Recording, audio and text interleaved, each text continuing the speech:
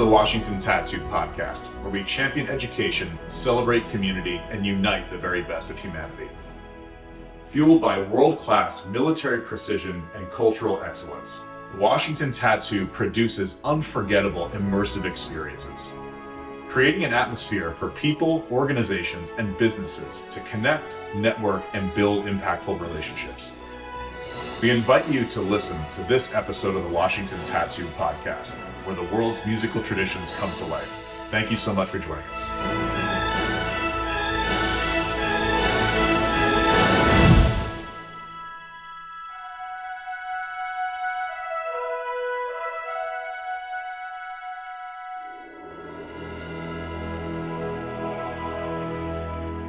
Hello, everyone, and welcome back to another episode of the Washington Tattoo Podcast. And I want to say hello to my co-host, Stu Warrington. How are you today? All good. Looking forward to today's podcast. Fantastic. And today we have the exciting and ever famous, or maybe infamous, TyFry.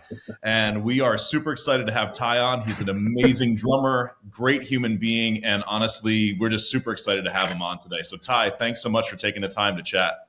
Thanks so much for having me, guys. I'm really looking forward to chatting with both of you on both sides of the world.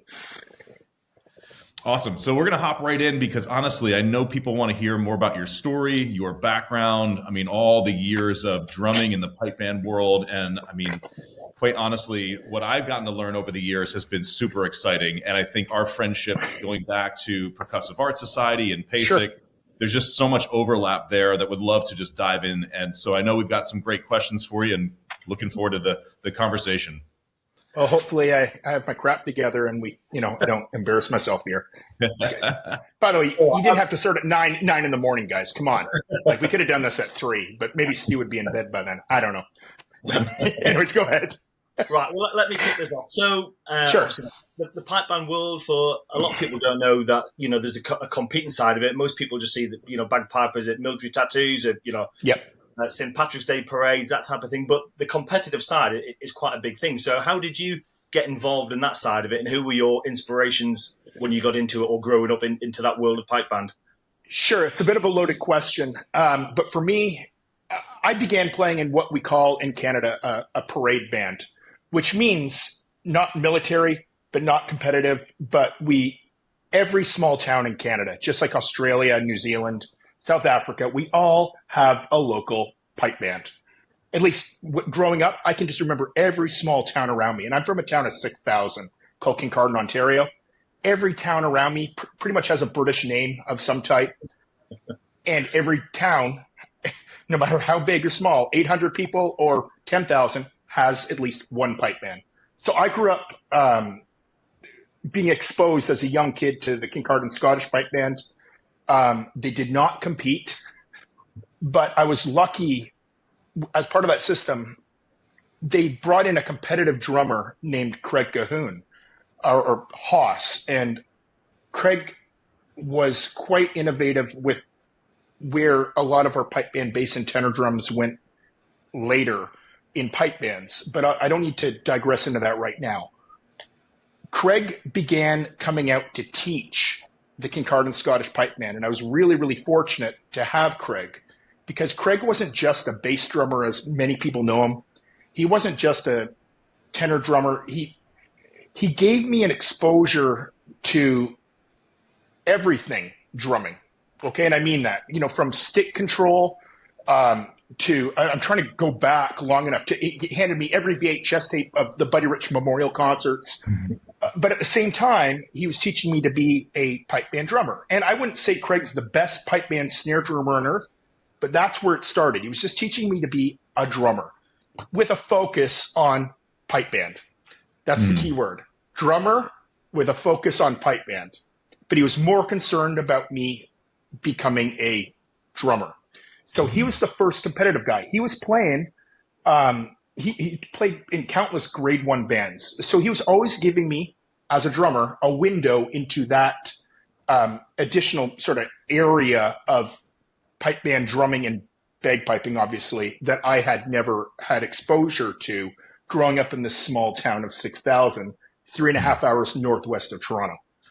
So Craig was that link for me, beginning to learn my basic rudiments in the local pipe band, to hopefully get me on the street as quickly as possible after, I mean it jokingly, after all these old Scottish immigrants started dying and passing away, they needed an influx of youth.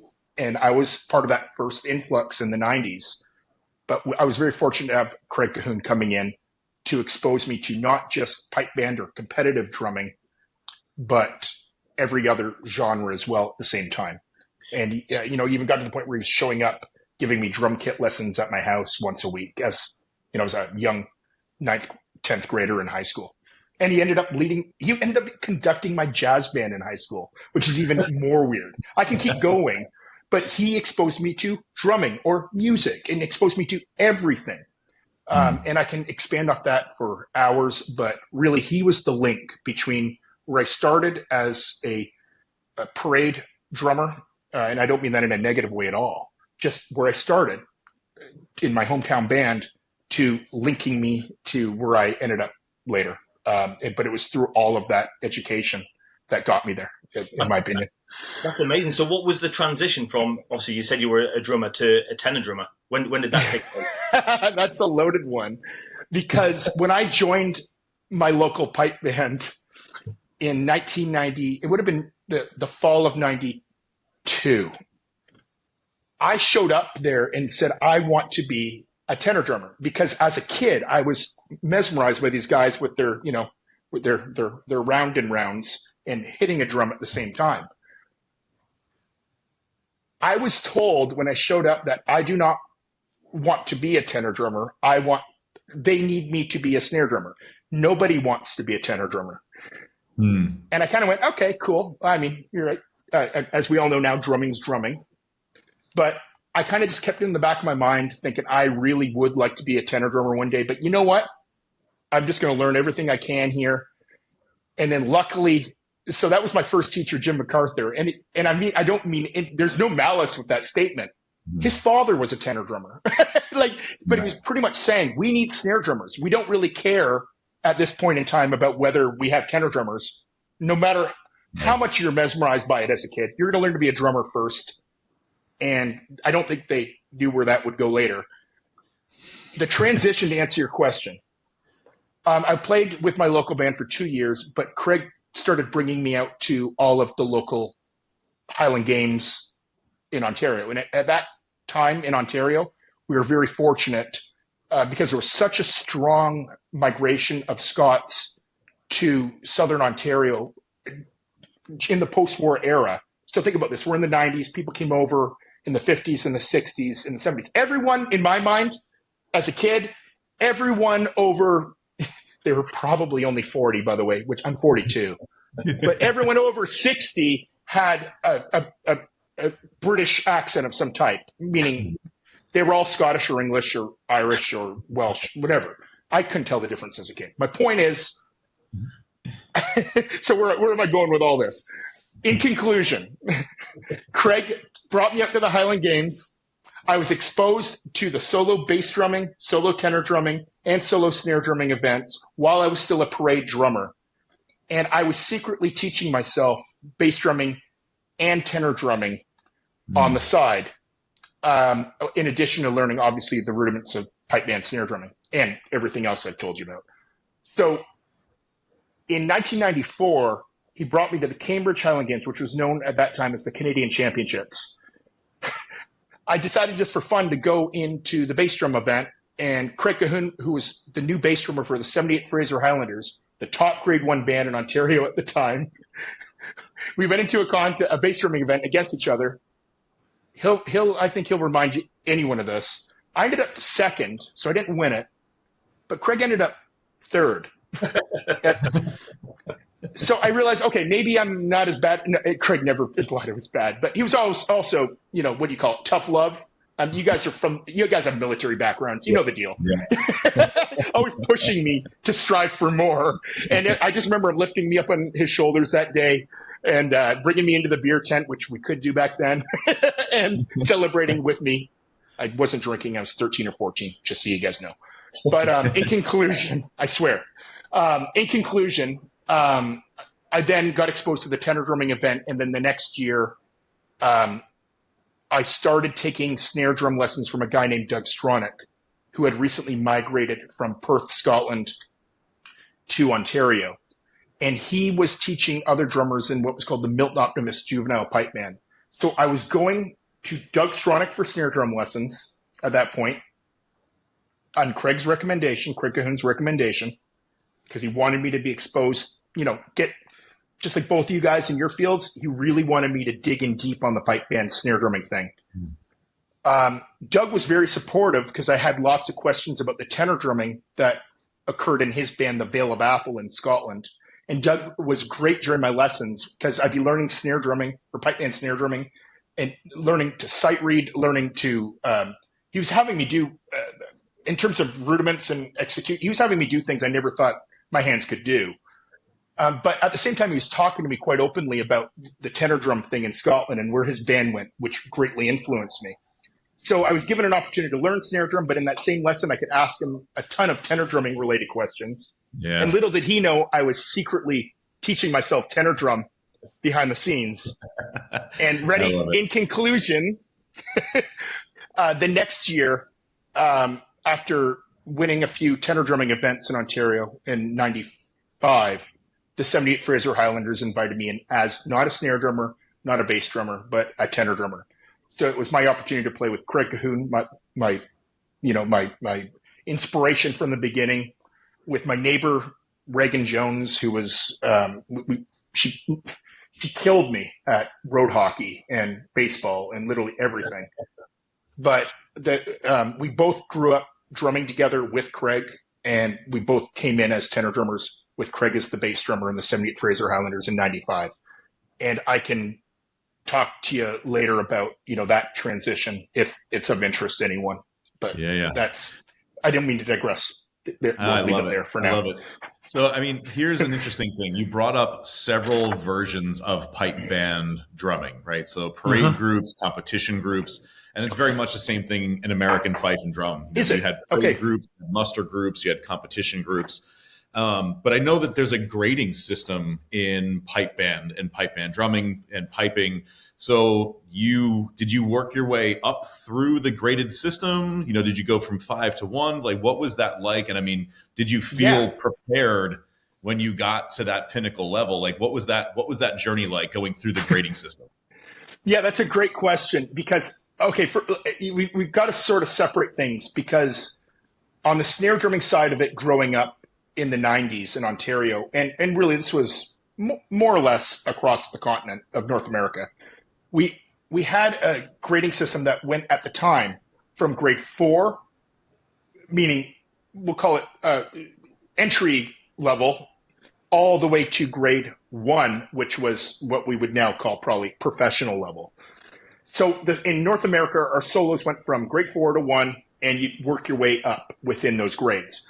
So in snare drumming, I started obviously in grade 4 in 1994 when Craig convinced me to do my first snare drum solo. I got dead last, by the way. I remember I got 66 out of 100.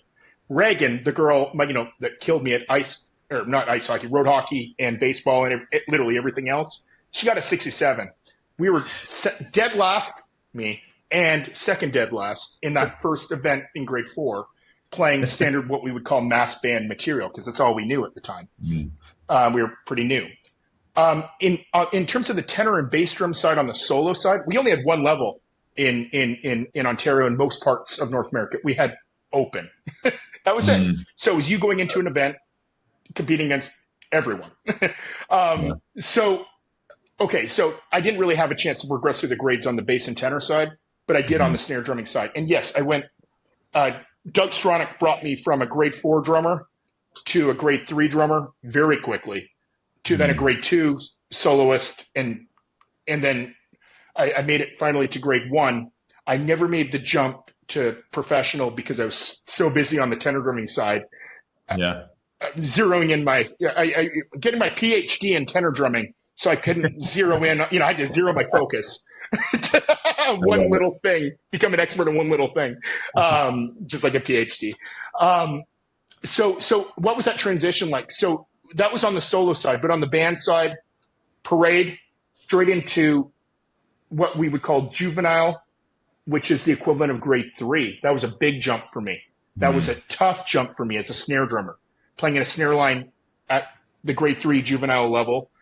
That was huge. In fact, I did not play my first contests at the beginning of the season, but by the time we went to Scotland in August, I was finally ready to do something at the World Championships in '95.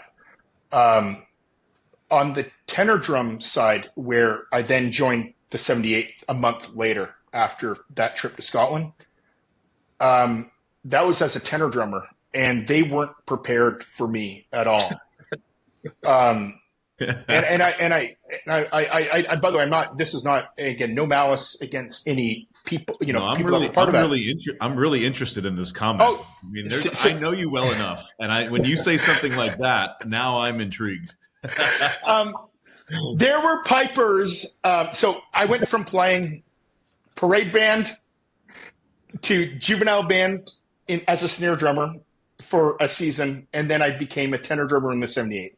But that transition from snare drummer in a juvenile band to tenor drummer in a 78 was interesting, to say the least, because I once again went back to being cut from my first performances.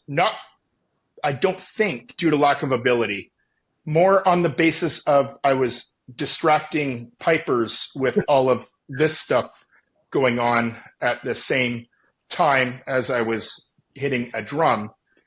And they didn't like the distraction in the circle or in the band at the time. Yep. The pipers found it quite difficult for them to focus.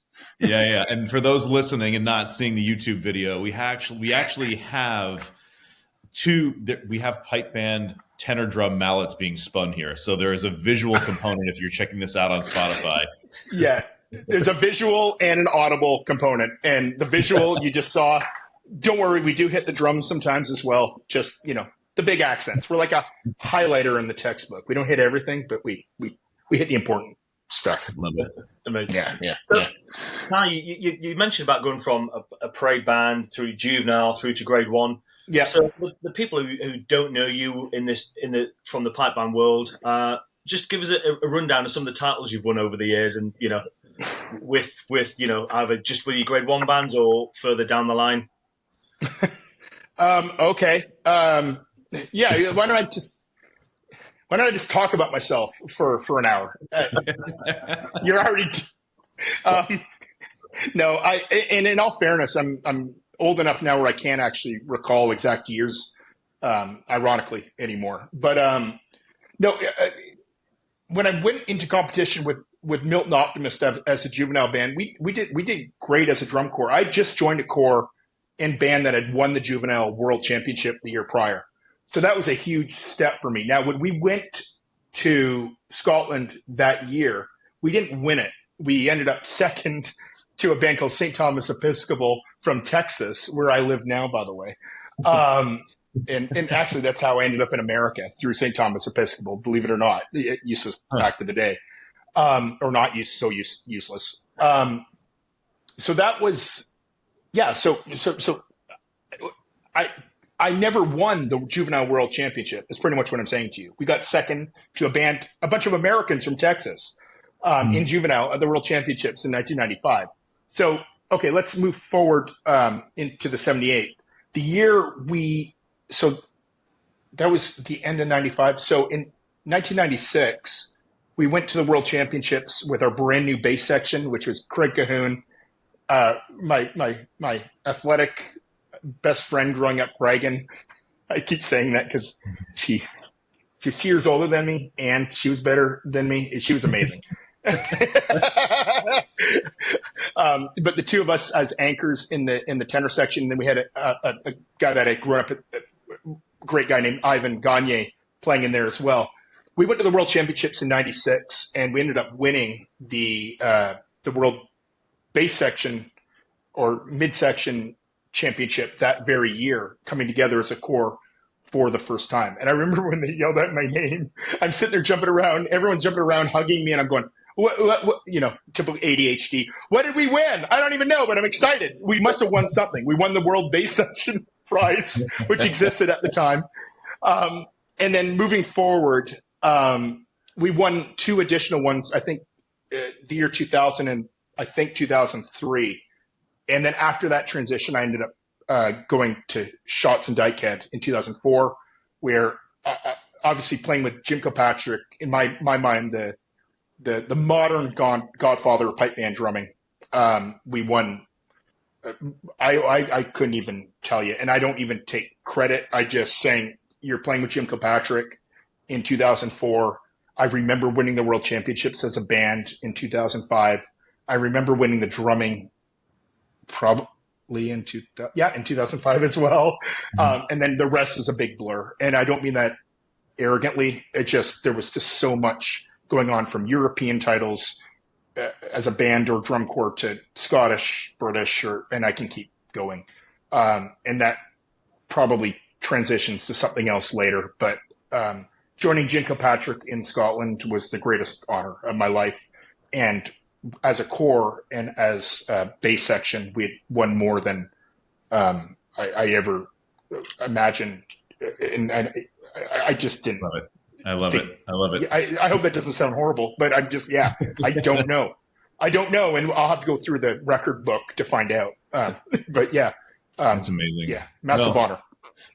Well, and so on that note then too, at some point you were playing tenor mallets or tenor sticks of someone else's making, and then you decided to have a crazy idea to create your own version of this tenor mallet, tenor stick.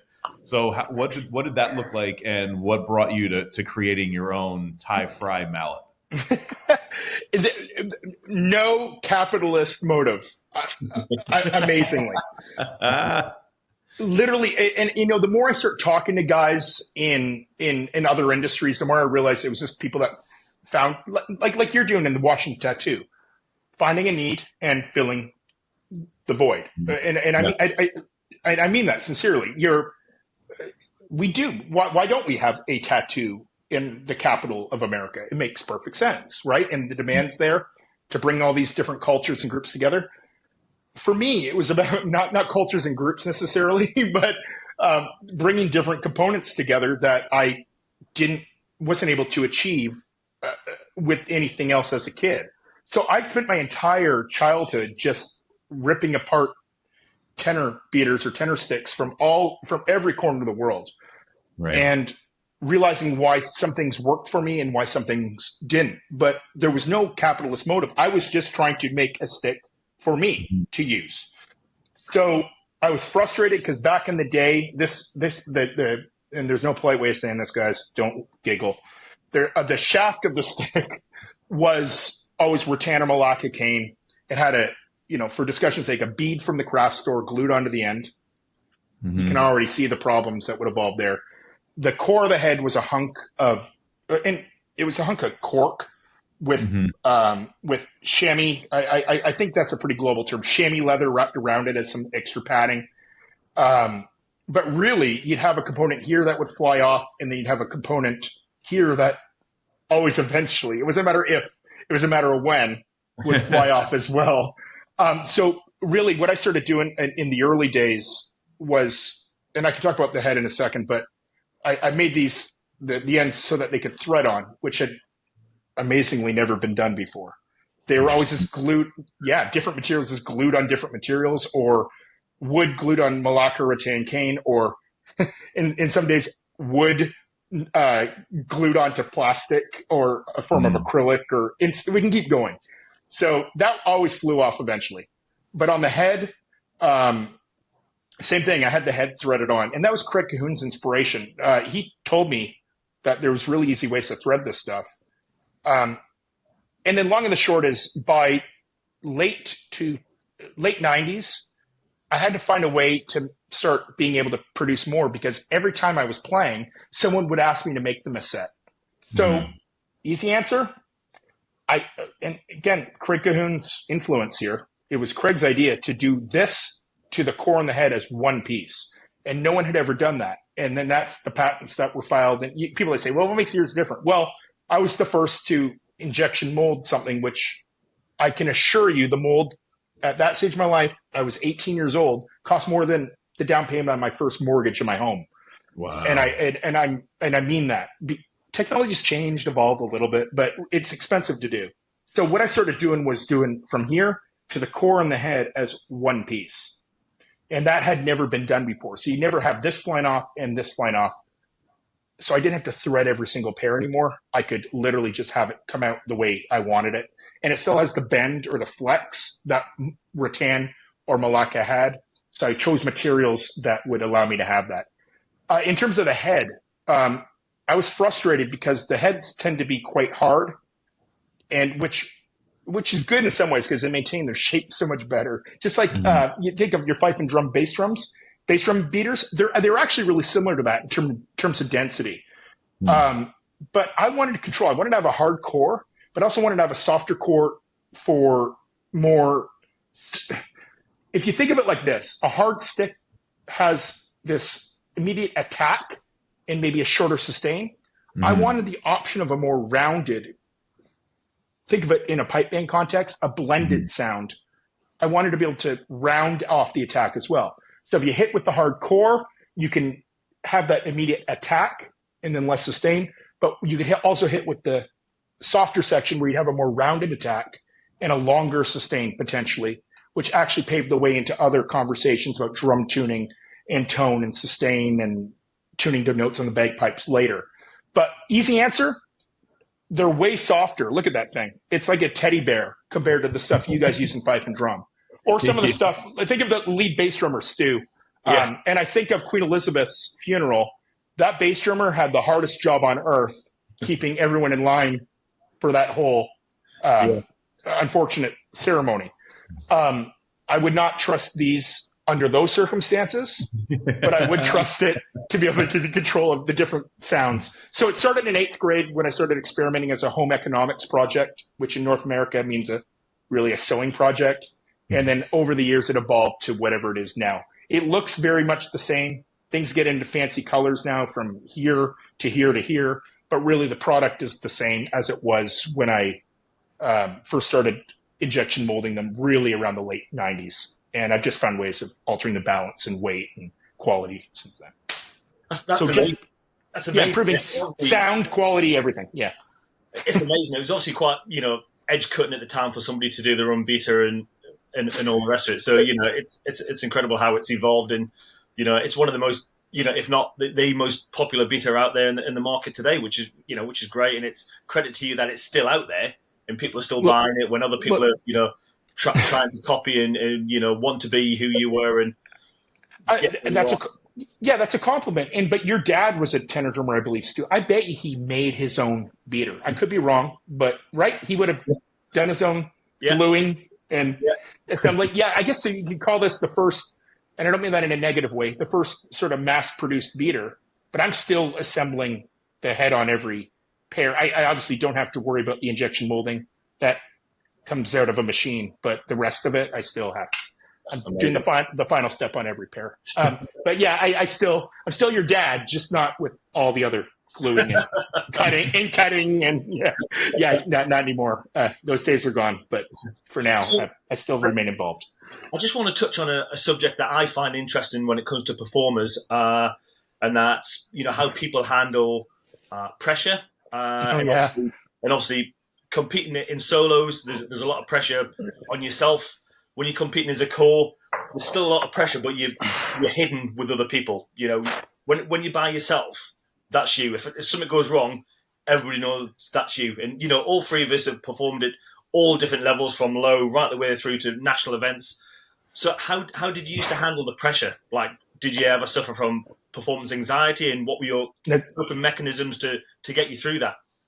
So another loaded question, and I'll answer it the best way I can. And I'm going to go back to Craig Cahoon. This feels like an episode on Craig Cahoon, but he was a great influence on me right from the get-go. There's a book called, and if you don't mind me just referencing, because I know Mark, you like reading. I know Stu, you like reading. There's a book called The Inner Game of Music, and can I just reference that as a sort of a staple for anyone that does that goes through anxiety in any form of performance.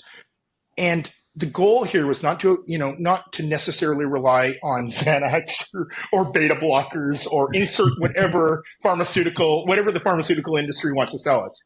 The inner game of music had a very simple, if I can just paraphrase my interpretation of what I read, it really comes down to this: the being able to mentally prepare and almost see where you're essentially foreshadowing, or you have a vision for where you are going to be every time you play. And I know that's not a perfect translation, but it's this: if you can imagine yourself and me as a kid playing in my living room with my poor parents at 10:30 or 11 p.m. listening to me blasting an album and me imagining I'm on stage with that particular band with my drum on, standing in front of a window with the light on so I can see my reflection from at least the visual side of it. I was imagining myself being there every single time. Okay, so I know that sounds really lame and stupid or not. That's very, very powerful. If I think anyone that has, I think if you talk to Tiger Woods, and by the way, I'm not equating myself with Tiger Woods or Jim Kirkpatrick or anyone, but or either of you guys. What I'm saying is, I think the real common thread with, we'll call them top performers. I know that's a horrible term from a musical standpoint, but you know what I mean by that from a professional or corporate standpoint. It's the ability to have a vision.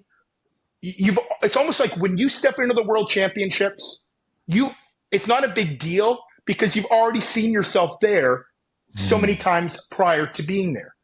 And whether that's the Edinburgh military tattoo, whether it's the Washington tattoo, whether it's any situation, look at me stepping in front of Moscow on Red Square years ago.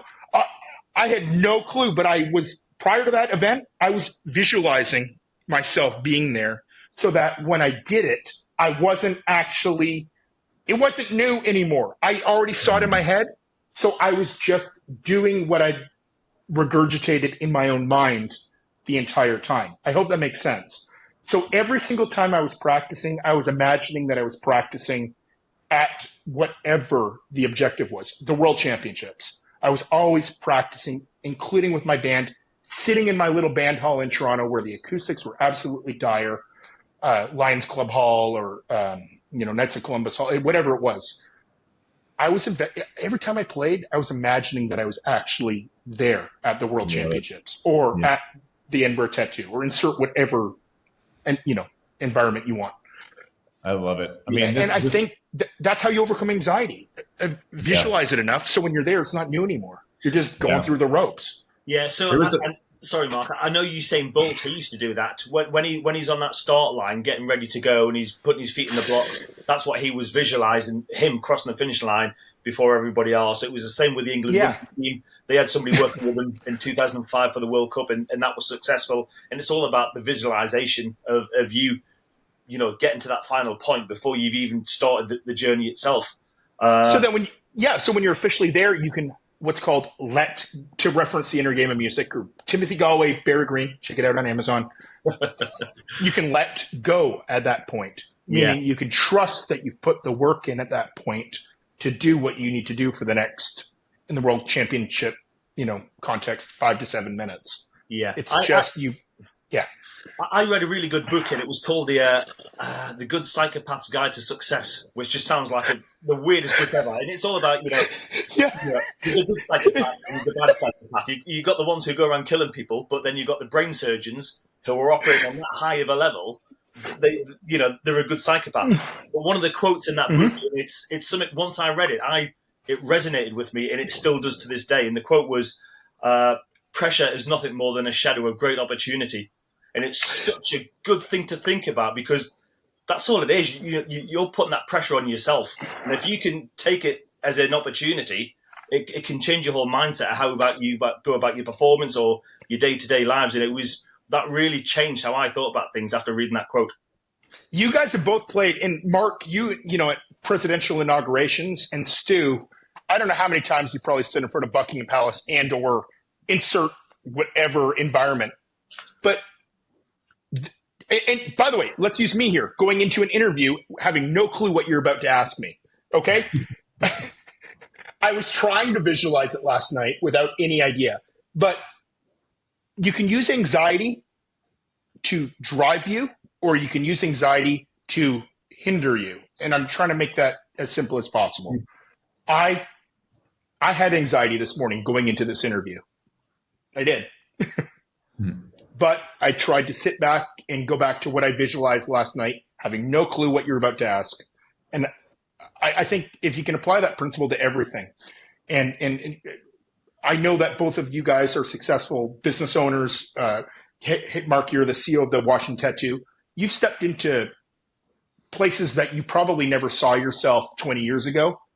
But the principle of what you've learned in those prior years in terms of performance, it applies everywhere and in every situation. And it's not just music. So anxiety, I see as a positive thing.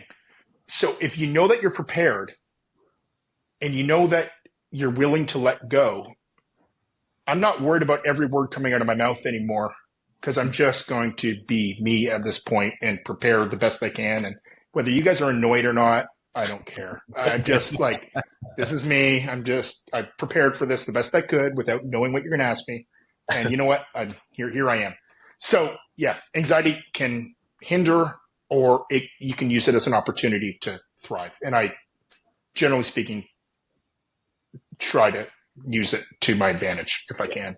And it's what gets me out of bed in the morning. I am anxious in the morning, but I can let it keep me in bed, or I can let it kick me out and tell me you got crap to do. I love the fact that you're taking something that's a challenge and you're using that as momentum for progress. And I think this is really fun to think about, because I've always heard this quote of the arrow doesn't fly on its own. The arrow needs to be pulled in the opposite direction for it to be catapulted forward.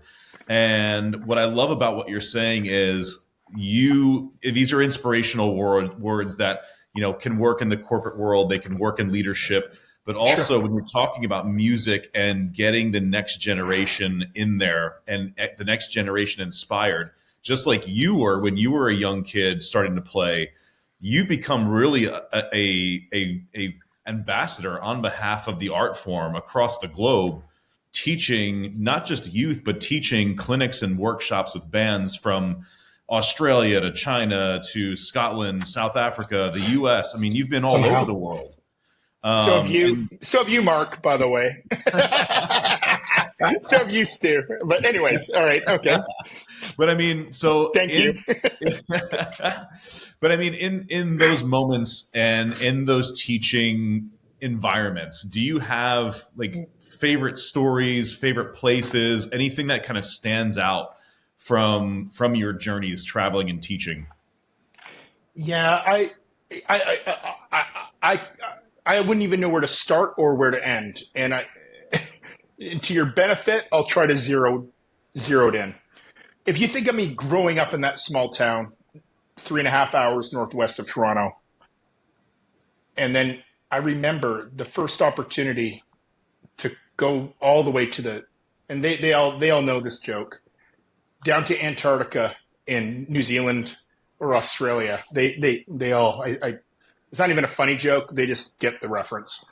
I never saw myself going that far away ever in my life. In fact, I never saw myself crossing a border to another country or other than the United States, maybe because I lived in Southern Ontario. I never saw myself really ever going back to the UK, despite all, majority of my grandparents coming over in the post-war era. So to answer your question, which I think was best experiences, the most memorable for me, and I told all of them this at the same time, was actually going to what I deemed the bottom of the earth. And that's Australia and New Zealand for the first time. And I think it was around 2009 and 2010 maybe. But for me, I actually bought myself a watch in the airport just as like a memory of that. It was like, for me, Like, why does anyone care about me enough to be here? Why are people showing up to I'm talking about stuff, and why do people care enough? How do they even know what my name is? Why would they even show up? Going back to the anxiety. But think about it, right? You're at the bottom of the earth, and these people are showing up to hear what you have to say. So for me, Australia, New Zealand will always be something special in my mind, because these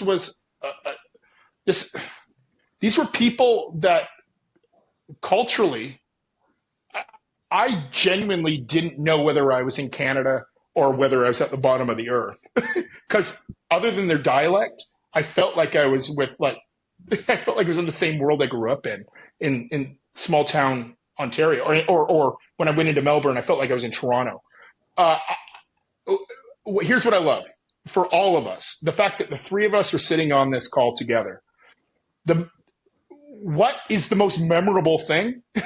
It's being able to find commonality with people that you may or may not have things in common with. Luckily, the three of us try to hit stuff.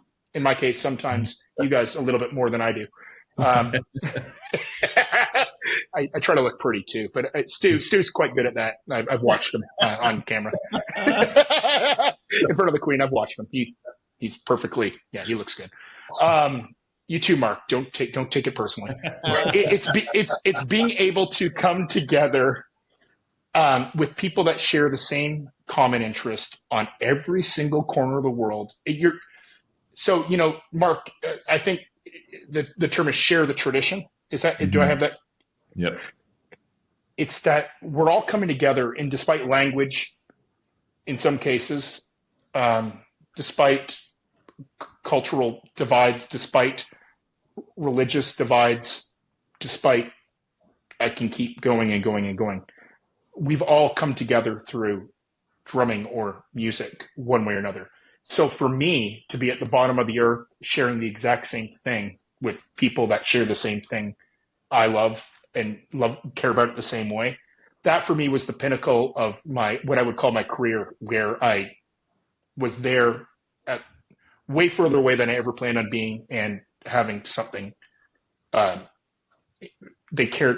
something in common with people through music. And I could go back to Uruguay in the early 2000s, where I was teaching students that could not speak English at all.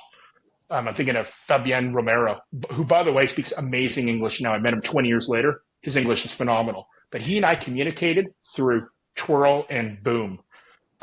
He and I could not speak a single word to each other, but he's probably the most iconic tenor drummer I can remember coming out of the bottom of South America. And he was just he and I had so much in common, but we couldn't even say one word to each other. Wow. 23 years ago. So where I'm going with this, I've got tons of memories of amazing people all over the world, including both of you at, in different stages, or different times of the year or whatever.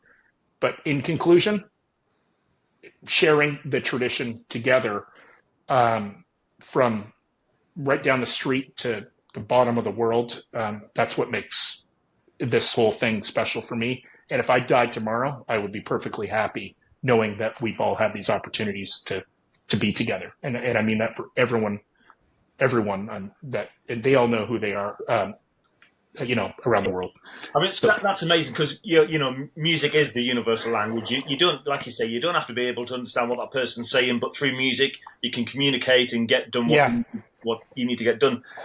So your journey all around the world, bumping into these people from all different countries and continents, you then decided with yourself and Scott Curry to set up Drumming for Drinks. That's a good transition, actually. From all these different places across. I know. So So for the people who have probably got the wrong idea what Drumming for Drinks is, do you want to expand on what it is and how it came about? I'll do the best I can. So I think it was around 2006. I was in a conversation with Bert Barr, and Bert was Alec Duthard's right-hand man all the way from when Alec took over Shots and Die Kid, and I think it was 58 after Davey Arment, if I recall. And please work with me on these years. I'm doing the best I can. Bert said to me, He goes, you know that world solo drumming event? He goes, it's good. And I watch it every year. But you know the ultimate test of a drummer? Stand there for 5 minutes and entertain me. And I never forgot that. I never forgot that concept. So sure enough, in 2006, it was just Scott Curry and I at the time. And I'm not giving Jim credit here. We just decided to have some fun and run a little event at Todd's Bar in Glasgow. And the objective was really this. You have 5 minutes with up to 5 people on stage with you to do whatever you want. And there's really no rules other than you have 5 minutes with up to 5 people on stage with you. We're not even going to dig deeper than that. That's the rule. So it's been going on for many years now. It came about on a flight. I believe it was from Glasgow to Houston, and we were on the same flight as Colin and Justin. Now, Mark won't know the reference, but Stu will, because I didn't know who these guys were, but Scott Curry and I were sitting down, and he goes, that's Colin. I have no clue who that is. Anyways, it was the BBC home makeover team. But I remember this because they were sitting there on the other side at the same time that we were coming up with Drumming for Drinks, and Scott's going into Microsoft Paint. I'm not joking. Microsoft Paint, not Illustrator, Microsoft Paint, creating the logo for Drumming for Drinks, which was like a little pint glass with a stick and 2 circles that he went boop, boop, and filled them in blue. That was the logo. And we came up with it on the flight after a margarita or 2, back when Continental used to offer margaritas. And that's where the inspiration came from. It was Bert Barr's idea of a drumming event where you have 5 minutes to entertain me. And then we thought we needed some like cool logo. So we came up with it in Microsoft Paint. Who doesn't? And then ran our event. And sure enough, it sold out. Our little, but I'm sure in hindsight, and I can say this now, we were beyond fire capacity. But over the years, it got bigger and bigger and bigger. More concerns with health and safety. Anyways, we just ran it for how many years has it been?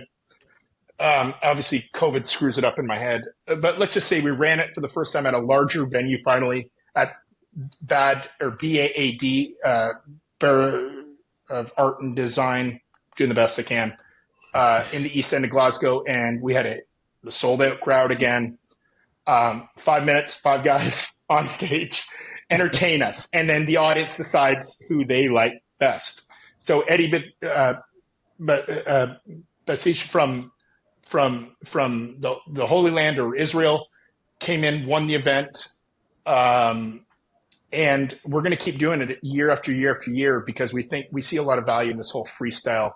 Anything goes, and you don't have to be a pipe band drummer. Heck, you just have to be a drummer, and if your thing's sort of like a snare drum, we're like, okay, well, you should probably try to showcase your snare drum, but like, whatever. There's no rules. You have 5 minutes. You're a drummer. Entertain us, and we get everything from every corner of the world, from Malaysia to the Middle East to like dual style. We've had everything over the years. A Top Secret came in.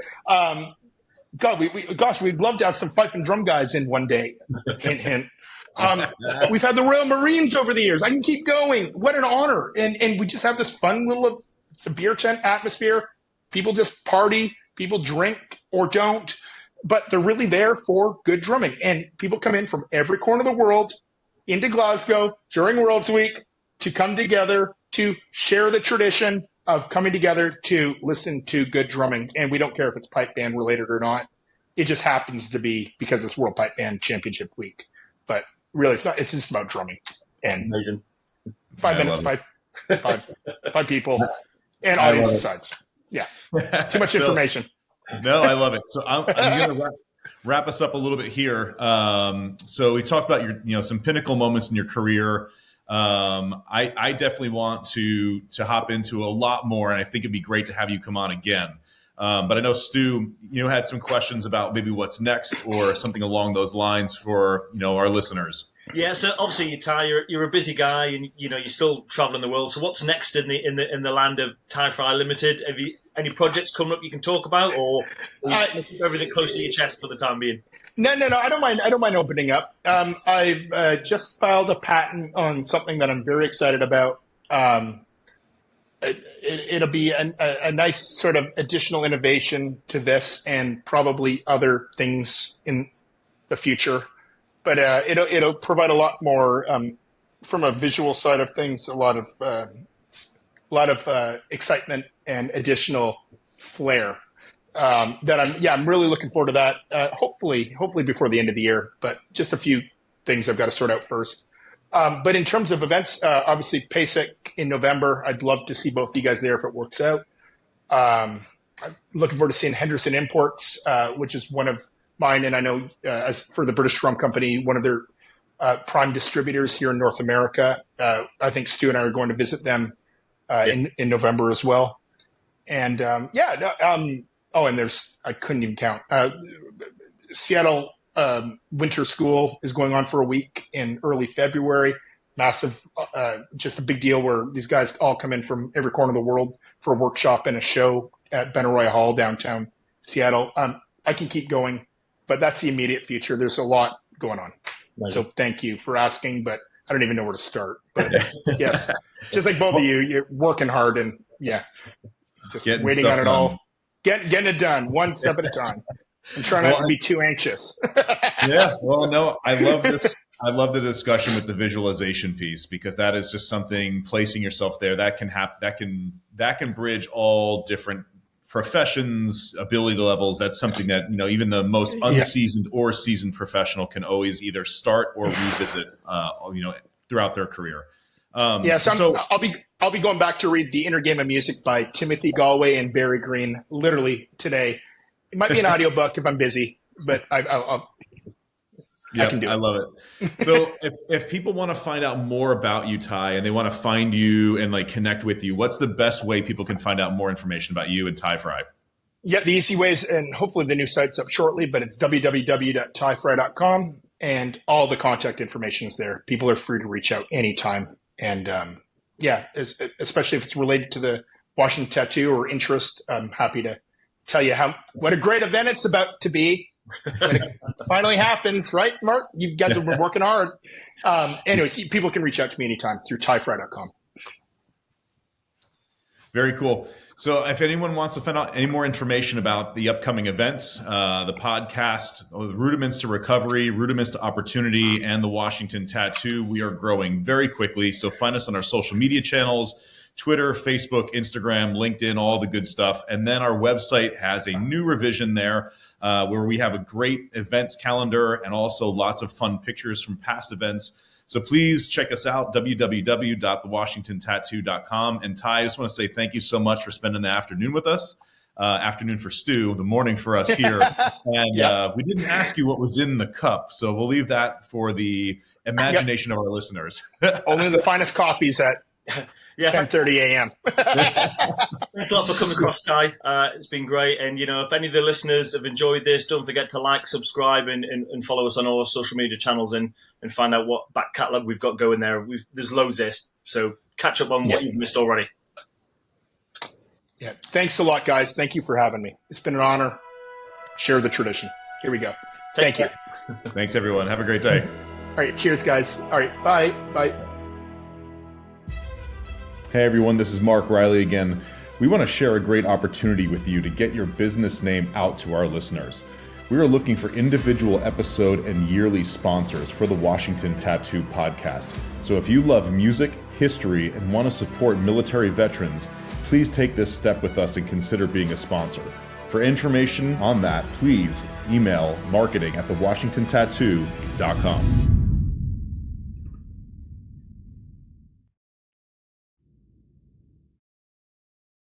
This message is from the U.S. Department of Veterans Affairs. For PSAs on the best services available to veterans, go to VA's new radio outreach page, news.va.gov/outreach/radio.